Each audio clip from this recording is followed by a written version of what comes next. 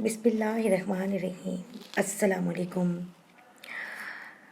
شاہ مقوقس ایک بار نبی اکرم صلی اللہ علیہ وسلم کی بارگاہ میں پیش ہوا اور ایک ماریہ نامی باندی کو نبی کریم صلی اللہ علیہ وسلم کو بطور ہدیہ پیش کیا تو آپ صلی اللہ علیہ وسلم نے انہیں قبول فرما لیا۔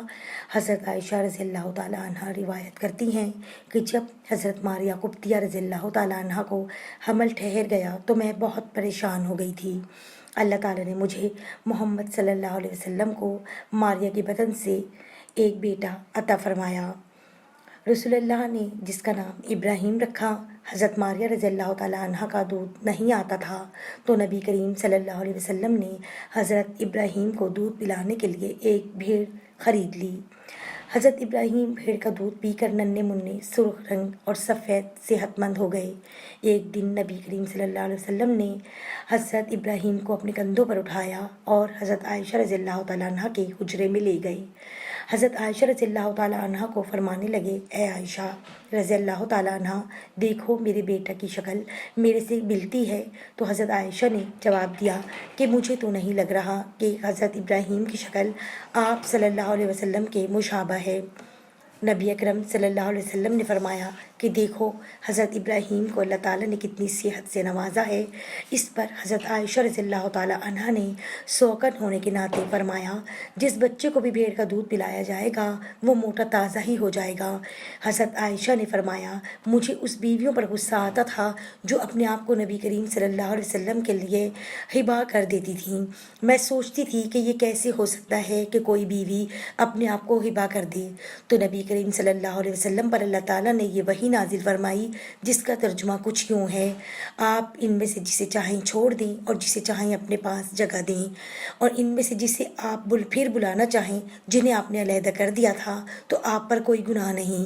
یہ اس سے زیادہ قریب ہے کہ ان کی آنکھیں ٹھنڈی ہوں اور غمزدہ نہ ہوں، اور ان سب کو جو آپ دیں اس پر راضی ہوں، اور جو کچھ تمہارے دلوں میں ہے اللہ جانتا ہے اور اللہ جاننے والا بردبار ہے۔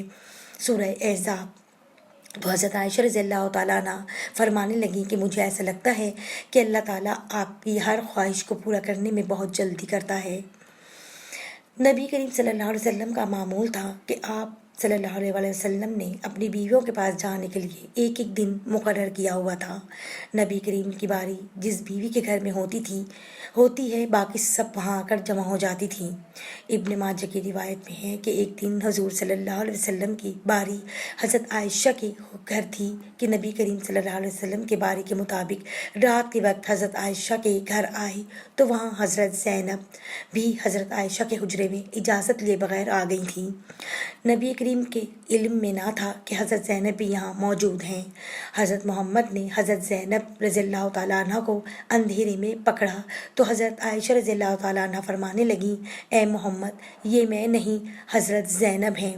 یہ بات حضرت عائشہ کو ناگوار گزری، اسی وجہ سے حضرت زینب اور حضرت عائشہ میں آپس میں ایک دوسرے سے بولنے لگیں۔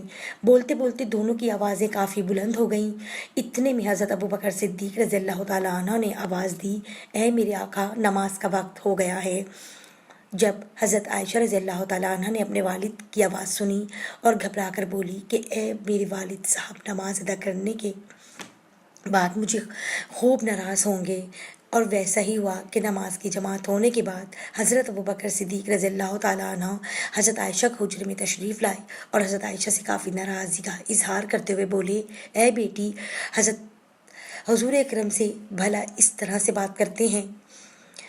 ایک دفعہ حضرت محمد حضرت عائشہ رضی اللہ تعالیٰ عنہ کے پاس تشریف لائے، گھر میں سلام کیا تو حضرت عائشہ نے سلام کا جواب دیتے ہوئے فرمایا، اے اللہ کے نبی، آج آپ نے سارا دن کہاں گزارا؟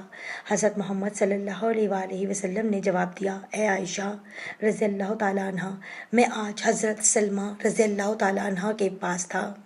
حضرت عائشہ کہنے لگیں، اے اللہ کے نبی، آپ کا دل حضرت سلمہ سے اکتا نہیں جاتا؟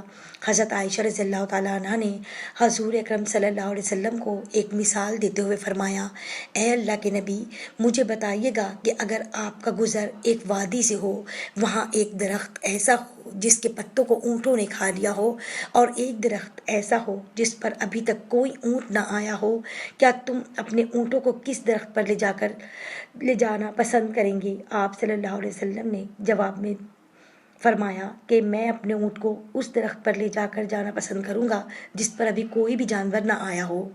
حضرت عائشہ رضی اللہ تعالیٰ عنہ کا سمجھانا یہ تھا کہ آپ کی جتنی بھی بیویاں ہیں وہ سب پہلے شادی شدہ تھیں اور میں کنواری ہوں۔